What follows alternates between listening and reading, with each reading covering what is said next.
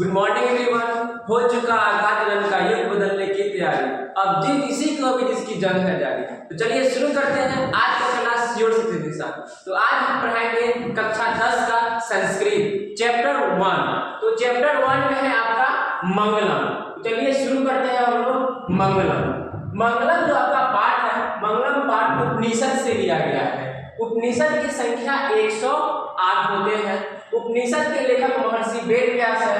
मंगलम पाठ में 5 मंत्र है। मंगलम पाठ के लेखक महर्षि वेद व्यास है, यानी कि उपनिषद के जो लेखक है वही मंगलम पाठ के लेखक है। तो ऑब्जेक्टिव पॉइंट ऑफ व्यू से काफी इंपॉर्टेंट है, ये ऑब्जेक्टिव में पूछे जाते हैं।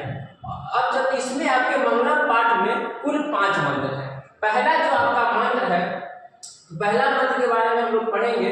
पहला मंत्र है ईशावास्य उपनिषद से लिया गया आपका पहला मंत्र, ईशावास्य उपनिषद से। इसमें बताया गया है कि हे सूर्य भगवान, सत्य का मुख सोने के आवरण से ढका हुआ है, सत्य धर्म दर्शन के लिए इस आवरण को हटा दें। इसका संस्कृत में श्लोक है हिरण्मयेन पात्रेशस्य अपनीतम मुखम तत्वम कुशल पापेनु सद्धर्माया दिष्टे।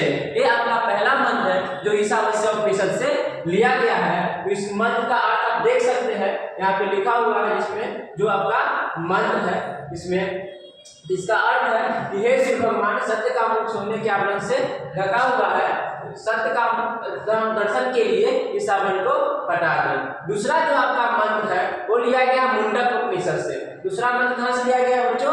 मुंडक उपनिषद से। इसमें आत्मा के बारे में बताया गया है, आत्मा की विशेषता के बारे में बताया गया है। बताया गया है कि अनोर अनियान महतो मयान आत्मस्य जंतो नहीं तो गुहायान तम प्रत्युपश्यति वितो सोतो धातु प्रसाद महिमान आत्मना। चलिए इसका अर्थ हम लोग देखते हैं। इसका अर्थ होता है कि आत्मा जो है वो सूक्ष्म से सूक्ष्म और महान से महान है। आत्मा जो होती है वह सूक्ष्म से सूक्ष्म और महान से महान होती है, तो जंतु के हृदय की गुफा में स्थित होती है। विद्वान पुरुष शोक रहित होकर इसके बारे में जानकारी प्राप्त करते हैं। ये आपका दूसरा श्लोक का अर्थ था। ऐसा लिखा हुआ है यहाँ पे कि आत्मा सूक्ष्म से सूक्ष्म महान से महान होती है, जो जंतु के गुफा में स्थित होती है। विद्वान पुरुष शोक रहित होकर इसके बारे में क्या करते हैं? जानकारी प्राप्त करते हैं। ये आपका दूसरा मंत्र था जो आपको कठोपनिषद से लिया गया था। अब आते हैं तीसरा मंत्र में। तीसरा जो मंत्र है वो मुंडक उपनिषद से लिया गया, जिसमें बताया गया है कि सत्यमेव जयते नान्द्रितम सत्येन पंथा विष्टो देवायान, यानी कि सत्य की जीत होती है असत्य की नहीं, सत्य की जीत होती है असत्य की नहीं, और सत्य के माध्यम से देवता लोग देवलोक जाते हैं जहाँ सत्य का खजाना है। वही मंत्र है, इसका अर्थ लिखा हुआ है, देख सकते हैं कि सत्य की जीत होती है असत्य की नहीं, और सत्य के माध्यम से देवता लोग कहाँ जाते हैं? देवलोक जाते हैं जहाँ सत्य का खजाना है। ये आपका तीसरा मंत्र का अर्थ था जो लिया गया है आपको मुंडक उपनिषद से।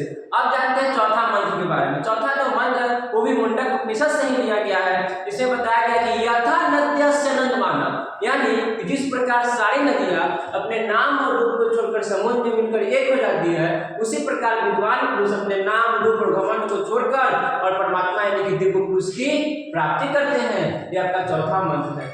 आइए जानते हैं पांचवा मंत्र के बारे में। पांचवा मंत्र में बताया गया है कि वेदाहमेतम पुरुषम महानतम, वेदाहमेतम पुरुषम महानतम, मतलब विद्वान पुरुष जो होते हैं, महान पुरुष जो होते हैं, वह वेद की तरह होते हैं। वे ज्ञानी को प्रकाश के समान और अज्ञानी को अंधकार के समान समझते हैं, और ऐसा समझते हुए संसार रूपी सागर को पार कर जाते हैं। ये आपका सबसे अंतिम मंत्र था, ये आपका पांचवा मंत्र था। तो आप देख सकते हैं यहाँ पे पांचवा मंत्र, महान लोग वेद की तरह होते हैं, वे ज्ञानी को प्रकाश के समान और अज्ञानी को अंधकार के समान समझते हैं, और ऐसा समझते हुए संसार रूपी सागर को पार कर जाते हैं। तो ये था आपका चैप्टर 1। अगले क्लास में हम लोग जानेंगे चैप्टर 2 के बारे में। धन्यवाद।